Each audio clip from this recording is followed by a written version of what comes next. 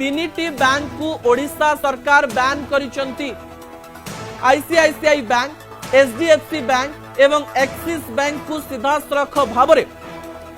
सरकार बैन करिसंती एवं यह पछरे गोटे कारण मध्य सरकार दबा पाई चेष्टा करिसंती। दर्शक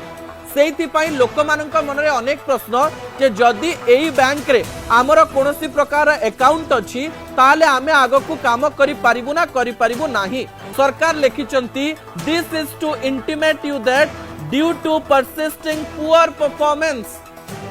भलो परफॉर्मेंस करूनाहंती एई तीनोटी बैंक को काम रे सरकार लिखिचंती in some flagship government scheme over last 2 financial year जो सरकारी कार्यक्रम रही सरकारी सहायता रही सरकारी लोन रही जहाँकि साधारण लोक दिया जाए यही सबू कम गुड़िक एक्सिस बैंक, एचडीएफसी बैंक एवं आईसीआईसीआई बैंक भल काम करना तो सरकार सहित थिबा प्रत्येक चुक्ति को मोहन सरकार भांगी देइचंती तीनिटी बैंक। तो लोक मानक मन गोटे प्रश्न रही जे आमे जो अकाउंट खोलीचु जो फिक्स डिपोजिट रखीचु जो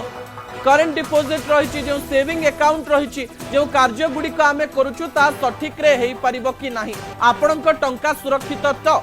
अनेक बैंकर सहित आमे कथा हेतिलु चार्टर्ड अकाउंट सहित आमे कथा हेतिलु से माने कहिसंती जे सरकार सहित